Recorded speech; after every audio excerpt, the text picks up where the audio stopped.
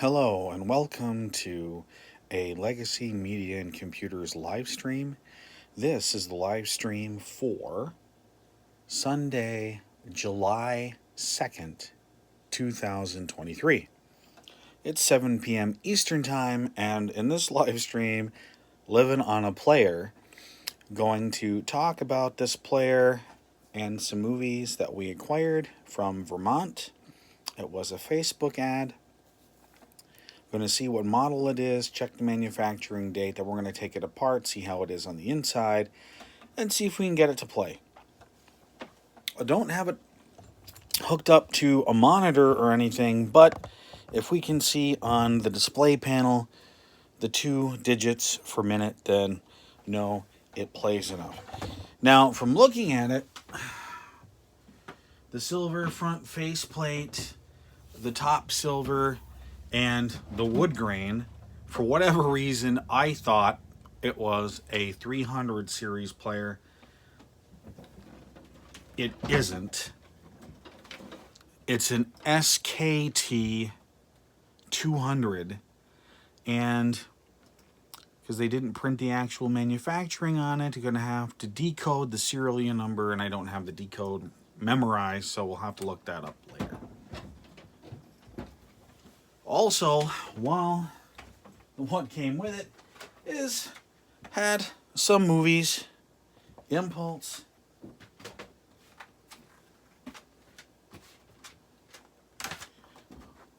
parts 1 and 2 of Nashville that apparently came from Milton TV. Also from Milton TV, The Betsy,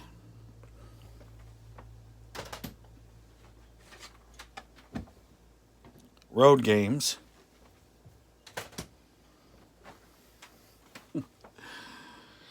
National Lampoon's Vacation,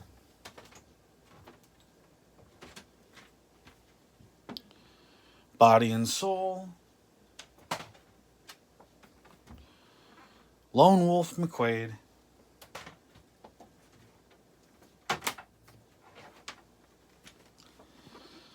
Paul Simon in Concert,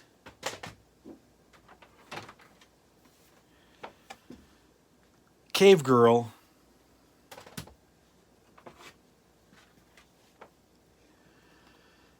Animal House. So that one looks a little bit more beat up than the rest. Chuck Norris in Forced Vengeance.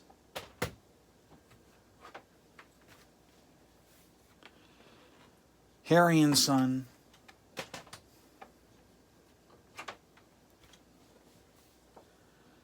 Night Games. And Starman. Now there is an empty caddy that somehow taped closed for Private School for Girls. Now the player was listed as Laserdisc, and anybody who's watching who knows anything about CEDs, Select-Division, that's not what it is. It's not optical. So let's go ahead and just need to check something really quick. Hey everybody, how's it going? I hope you're having a lovely day. And we'll have to excuse Louis Rossman. Must be streaming live. Also, let's take it apart. So the seller had listed this. He said it was a Laserdisc player that came with 15 movies. And when I mentioned it to him, he said there was a movie stuck on the inside. So, but like I said, we're going to take it apart. See how things are on the inside. I do have some imitation replacement belts. Okay. Doesn't look like there's anything stuck on the inside.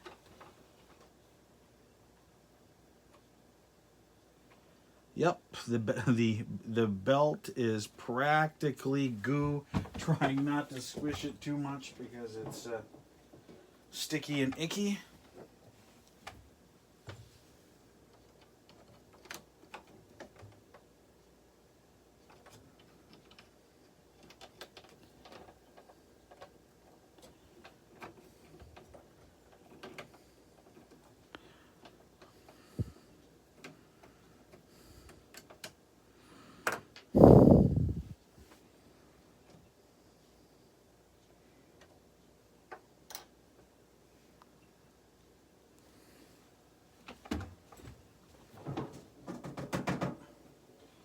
don't want to spend a lifetime,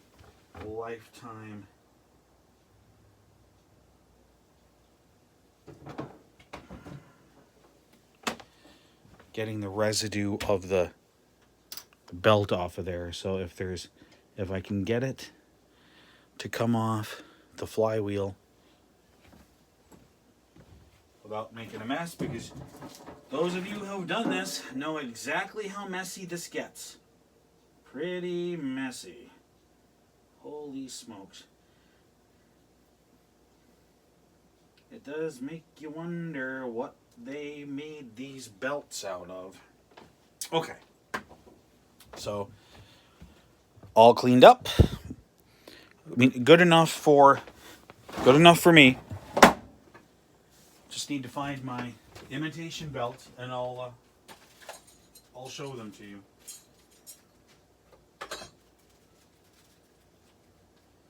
Now, I'm always grateful that you can get some replacement parts from CED Magic or from any one of the companies that Tom, who's the author of CED Magic, has listed on the website. But you've got to wait for them to come to you. What I found is some flexible plumbing O-rings do the job when you're in a pinch or you don't want to wait the days or week or two, depending on where it's coming from. This will work just nicely. So we're going to take this, and assuming I've got it right, and we'll get the felt washer back on there.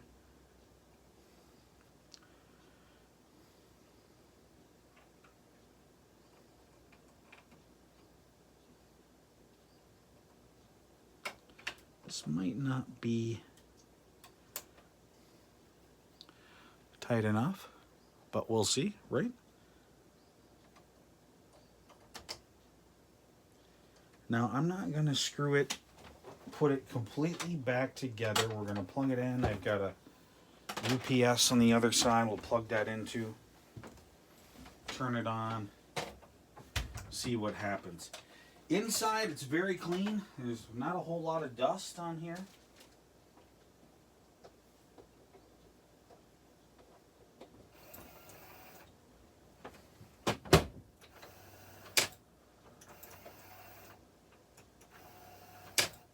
Loads and unloads.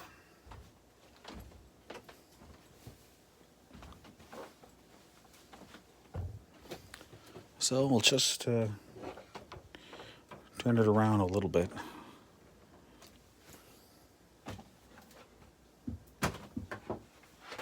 So if you're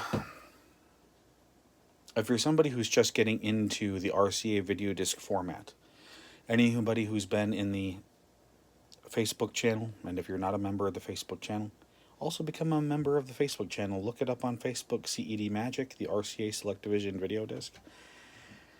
Because they don't make, well, they haven't, I guess, in decades, but the stock for the stylus cartridges that are required to use in these players, we're out of them, we're out of parts, very difficult to refurbish, and probably impossible to ever be manufactured again because the complexity behind them, it's not simple like an LP phonograph diamond stylus.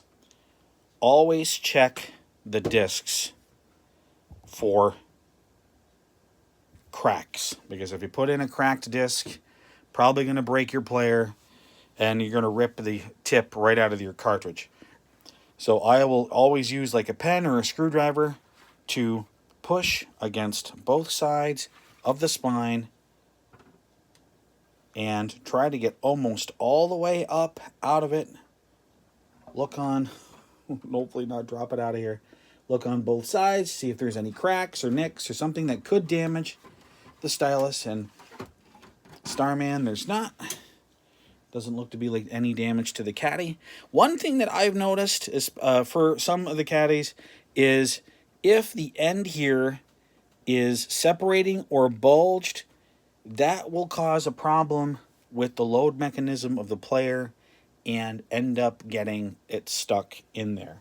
Now, one thing that I've done and kind of cheesy, but using adhesive cloth medical tape to tape the, not the spine, but tape the caddy tight so that this part right here doesn't come, doesn't separate, and seems to solve the problem with loading those sort of caddies into the player. So, moment of truth.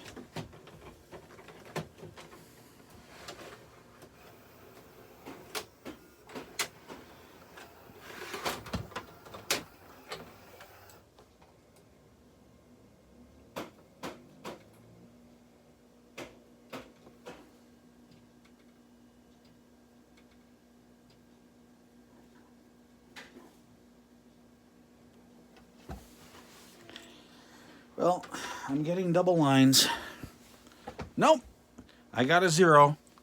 Now, some people might think that that's actually a problem with the stylus cartridge. Like, you can have a bad stylus cartridge, and any other of the more senior channel members, welcome to comment on this video if I'm wrong, but you won't get the 0 on the front of the player if you've got a bad stylus. You'll just get 2 dashes on there, and that'll be it. So usually when testing a player, I'm just going to run through a visual search, make sure that this gear is just moving ever so slightly, slowly.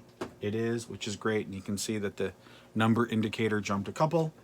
And then we're going to try the rapid access. We're going to go right to the end.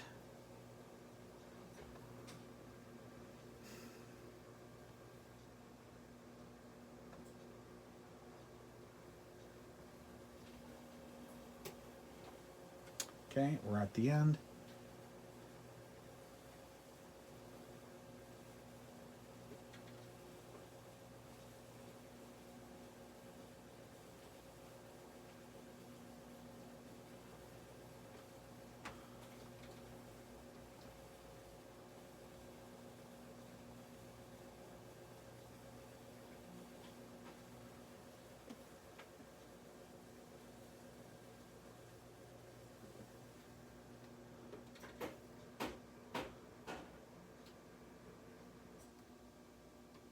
I mean, it could be that this player has had a lot of use, but I mean, if you look at it, almost immaculate condition, other than a little bit of dirt here on the front panel. Not a lot of wear on the buttons.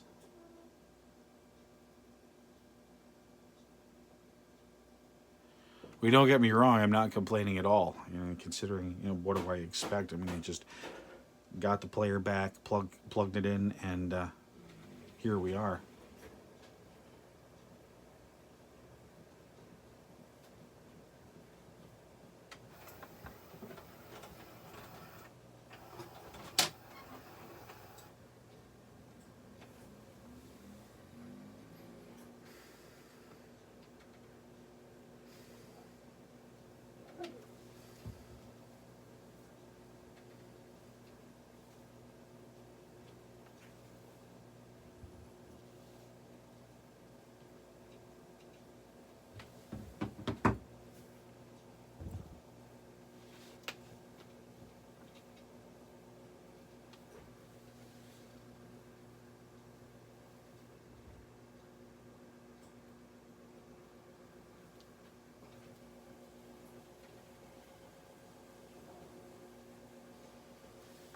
I'm going to fast forward it.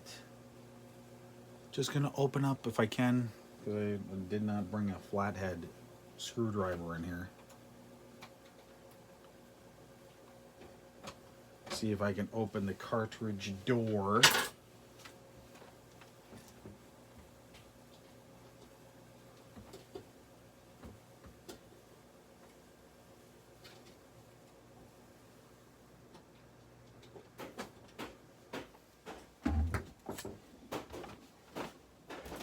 Butter knife.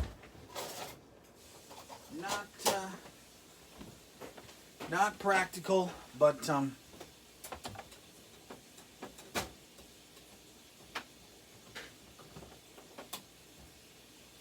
for a flathead screwdriver, but in a jiff.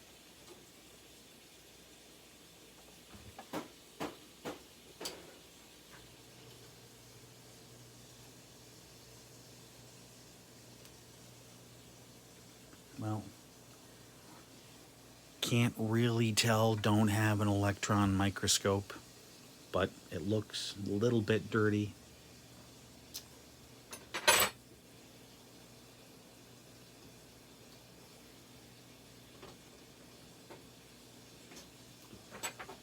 But hey, I'm going to assume, even without plugging it into a TV monitor, that it can play, that it does play because of the stylus tracking of the minutes on the front.